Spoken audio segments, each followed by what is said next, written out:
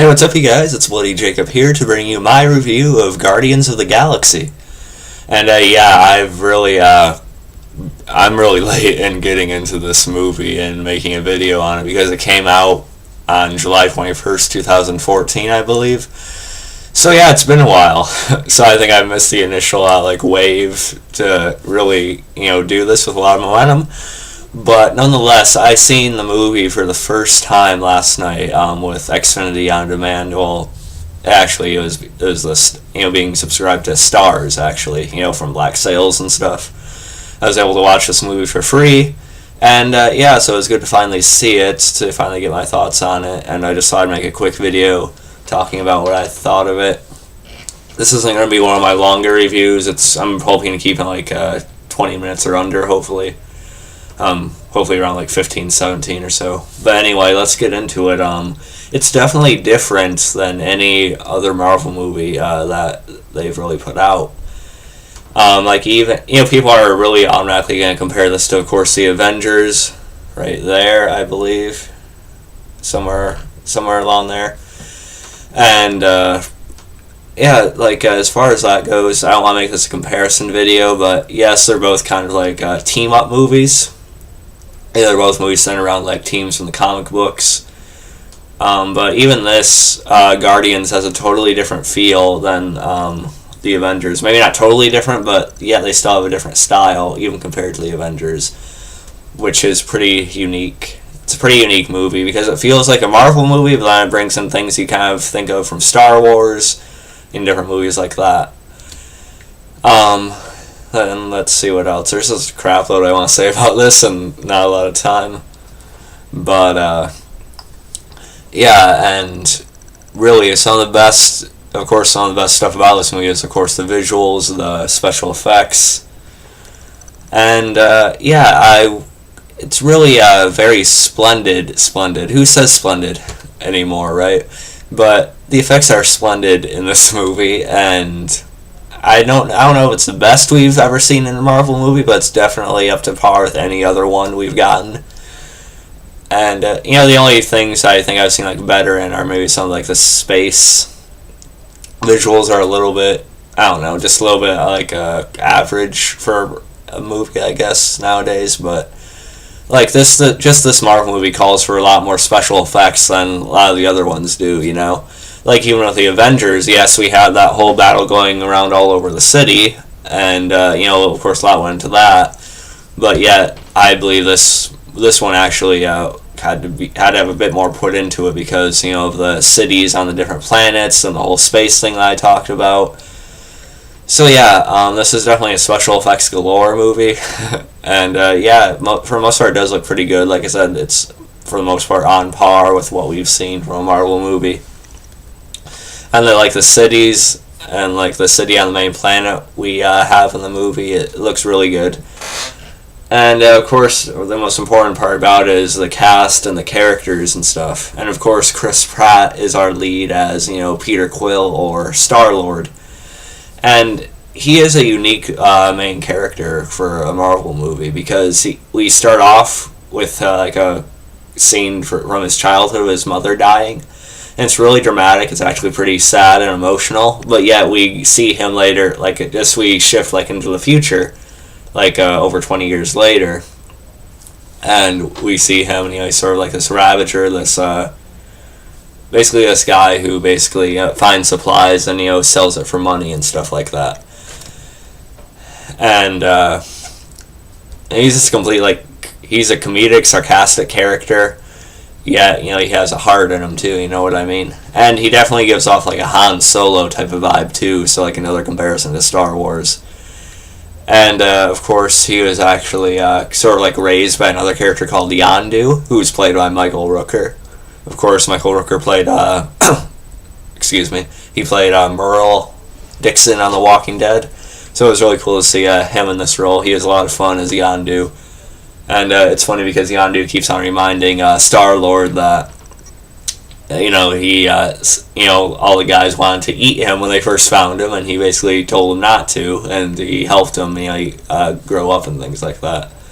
So he keeps on throwing that in Star-Lord's face and stuff. And yes, Star-Lord is a very interesting mix of character. Like I said, the comedy, sarcastic side, and then there's like the more emotional side to him too, because we find out later on why he chose the name Star-Lord in the first place. Who? Right? But it's because his mom called him, her little Star-Lord in the letter we see him reading later on. So it makes sense now. Of course, Zoe Saldana as Gamora. I actually liked her quite a bit as a female lead. She's an orphan alien, and she kind of seeks redemption from her past crimes, sort of. But yet she was also like raised and sort of like brought up, tortured, and trained by Thanos to be his personal like sort of assassin, and just basically to be a killing machine to do his bidding, pretty much. And she also has like a sister she was raised with, except not really her sister. They're just both really adopted and raised by Thanos. And her name is Nebula, of course. And so they kind of have this rivalry throughout the movie as well. And it was great to see Thanos in this movie as well. Thanos. I don't know, but because we seen that tease of him at, I think it was in the after credits of Thor: The Dark World, I want to say. Let me check that to be sure. Excuse me a second.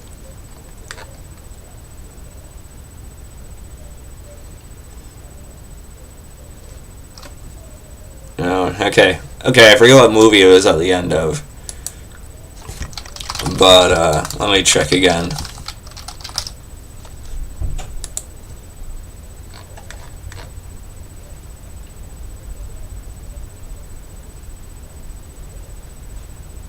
Yeah, I think. Oh yeah, it was at the end of the Avengers movie. We see Thanos, sitting in his chair, and he's talking about the failure on Earth and stuff like that with the Chitauri and stuff. And I actually didn't expect the Thanos scene in this movie. Of course, Ronan the Accuser, our main antagonist in the movie, he, is actually working with Thanos. He's working under Thanos. And, he is basically on a mission to, get the Infinity Stones, and there's all these politics of the races and stuff that goes into the character. Lee Pace played Thanos, by the way, who's currently starring in *Halt and Catch Fire* on AMC. I watched a few episodes of that. It was decent, but I'm not sure if I'll get back into it, but it is coming back for season 2, I believe. And yeah, he played the Ronin as well as he could have, I think. I mean, he wasn't really like an overly interesting villain or anything. But I did like the whole part about him betraying Thanos and sort of getting like really greedy and in it for himself. With the whole Infinity Stones, we also see the Collector in this movie. Played by Benicio del Toro. And of course, the Infinity Stones, as us comic fans know, is going to be used for, with the Infinity Gauntlet and stuff like that. And I did like the scene with Thanos quite a bit in this movie. And I feel like if the Guardians didn't stop Ronan in this movie, I could have seen like Thanos eventually showing up at some point, just killing Ronan himself. I was sort of like waiting for that at the end of it, for Thanos to pop up and kill him and leave, but I don't know. But we know Thanos is going to be the main villain in the Avengers Infinity War Part 1 and 2 coming in 2018, 2019. I'm definitely looking forward to that. I'm wondering if they're ever going to have the Guardians cross over with the Avengers too, by the way. I don't know. But yeah, and there's also this like whole love angle with Star-Lord and Gamora. And they never actually kissed in the movie. I was kind of hoping they would. They definitely teased it a lot. I feel like they could build on that in the sequel and stuff like that.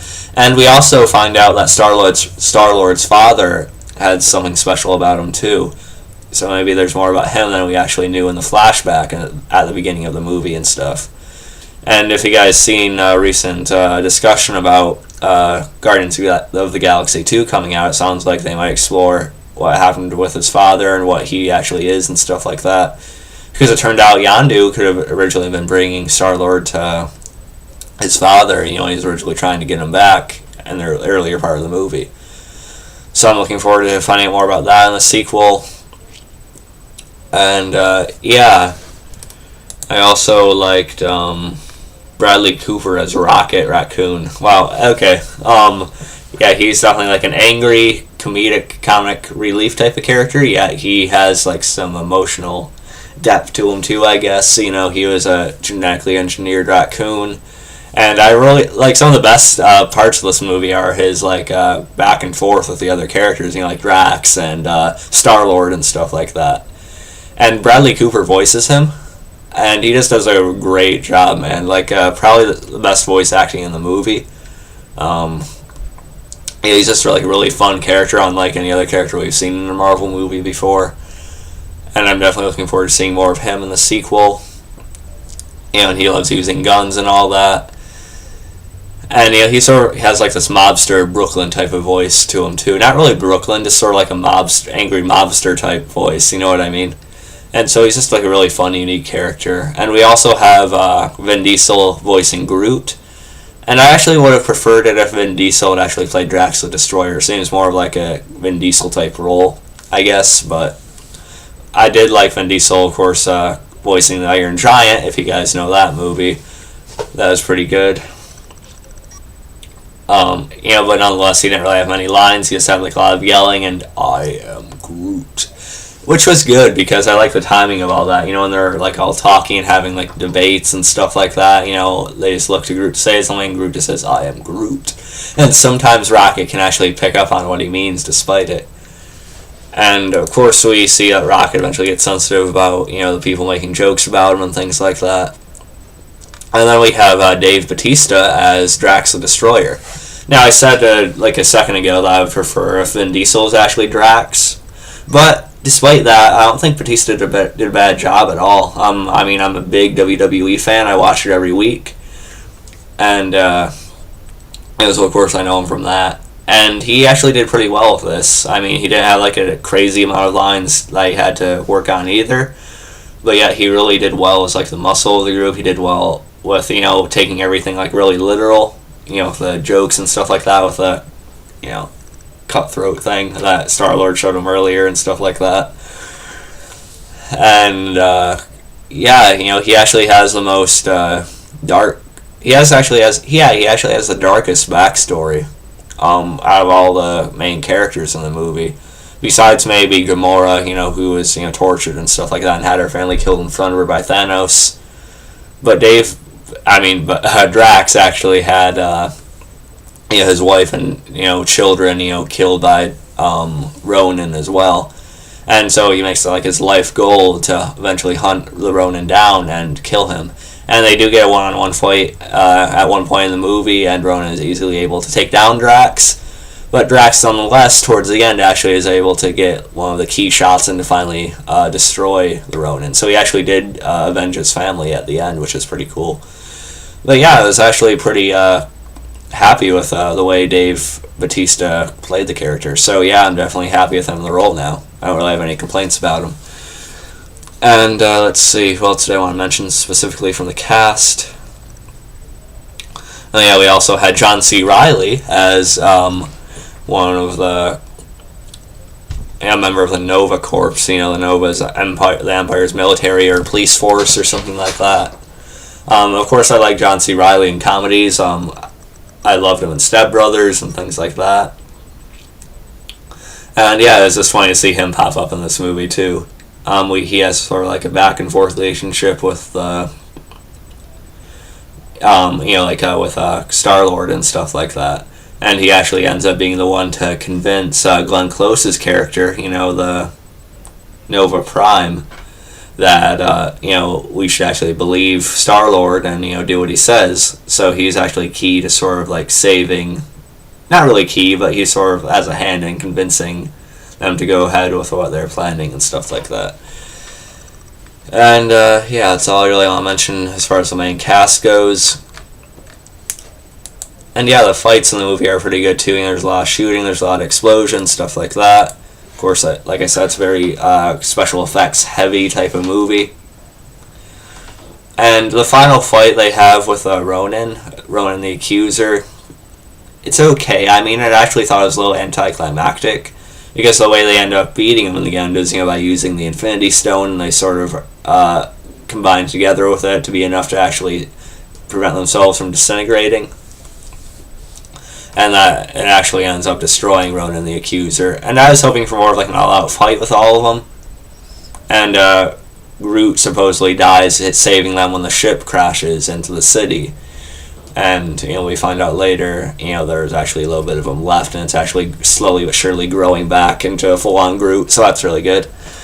And it was, tough to see Rocket's emotional reaction when he thought Groot was dead and stuff like that. And Drax actually sitting beside him to comfort him and actually started petting him, which is kind of funny and cute and touching at the same time.